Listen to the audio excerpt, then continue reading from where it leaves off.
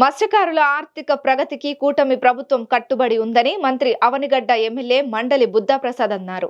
నాగయలంకలో కృష్ణానది తీరంలో రాష్ట్ర ప్రభుత్వం చేపట్టిన మత్స్యకారుల సేవలో పథకం సభ జరిగింది. ఈ కార్యక్రమంలో పాల్గొన్న మంత్రి ఈ పథకం ద్వారా 1,29,178 మంది లబ్ధిదారుల బ్యాంకు ఖాతాలకు 258,356 కోట్లు జమ చేసినట్లు తెలిపారు. మత్స్యకారులకు కూటమి ప్రభుత్వం జిల్లాల్లో ఈ పథకం ద్వారా 26,15,40,000 అందిస్తే అవనిగడ్డ నియోజకవర్గంలోనే 6,515 మంది మత్స్యకారులకు 13,03,00,000 ఇచ్చిందన్నారు.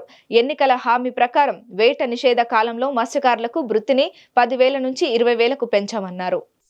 ఇవాళ రాష్ట్రం చాలా ఆర్థిక పరిస్థితులు భిన్నంగా ఉన్నప్పటికీ, అప్పుల రాష్ట్రంగా ఆంధ్రప్రదేశ్ ఏర్పడిన ఉన్నప్పటికీ, ఆ రోజున ఏ హామీ అయితే ఎన్నికల్లో ఇచ్చారో ఆ హామీ ప్రకారం ఇవాళ ముఖ్యమంత్రి గారు ఈ 20,000 రూపాయలను జమ చేయడానికి నేను ప్రత్యేకించి ఆనందిస్తున్నాను. ఎందుకంటే నా చెవులు కొలుగుతూ వస్తున్నారు. సార్ మా డబ్బు ఏంటి ఇక్కడ అందరూ కొడుతున్నాను.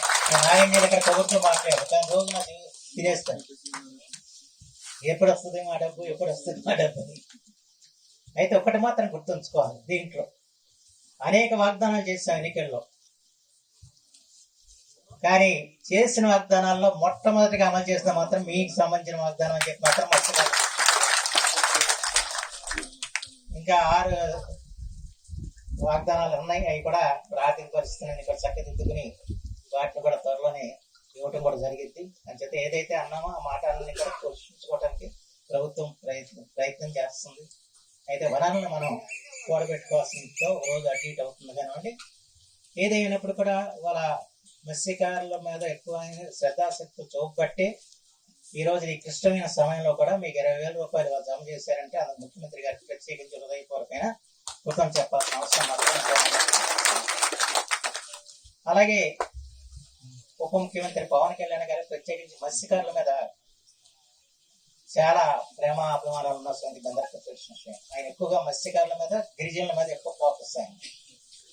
అందుకే మత్స్యకార కార్పొరేషన్ జనసేనకి వాళ్ళకి కోరి చిలకడ వ్యాపారాలు ఇచ్చిన విషయం కూడా మీరు గుర్తుంచుకోవాలని చెప్పినప్పుడు అక్కడ మత్స్యకార అభివృద్ధి గురించి ఆలోచించేవారు ముఖ్యమంత్రిగా ఉప ముఖ్యమంత్రిగా ఉన్నారు కనుక ఇంకా అనేక సమస్యలు మత్స్యకారులకు ఉన్నాయి. వాటన్నిటిని కూడా మనం త్వరితగతిన పరిష్కారం చేసుకుని ముందుకు సాగుదామని చెప్పి సందర్భంగా మనం చేస్తున్నాం. ఎందుకంటే గత 5 సంవత్సరాల దుష్ట పరిపాలనలో అన్ని వ్యవస్థలు కూడా కుదేలైపోయిన పరిస్థితి వచ్చింది. నేను ఇన్ని సంవత్సరాలు ఇక్కడ శాసనసభ్యుడిగా గతంలో పనిచేసినప్పటికీ 3 సార్లకి, ఆ 3 సార్లకి ఈసారికి చాలా తేడా ఉంది. ఆ 3 సార్లు జనం ఒక క్రమశిక్షణతో ఉండేవారు. అంటే అక్కడ అక్రమాలకి పాల్పడే పరిస్థితి ఉండేది కాదు. చట్టానికి అనుగుణంగా అధికారులు ఉండేవాళ్ళు, ప్రజలు ఉండేవాళ్ళు. ఇవాళ చట్టాన్ని చట్టుబండ్లు అయిపోయాయి గత 5 సంవత్సరాలుగా. దాంట్లోంచి ఇవాళ మనం బయటపడాలంటే చాలా కష్టసాధ్యంగా ఉంది. అంతసేపు మనకేంటి మట్టి దోపిడీ, ఇసుక దోపిడీ, లేకపోతే ప్యాకెట్లు, లేకపోతే కోడి పందాలు, ఈ గొడవ తప్ప ఇంకే గొడవ లేని విధంగా 5 సంవత్సరాలు చేసిన పరిస్థితి.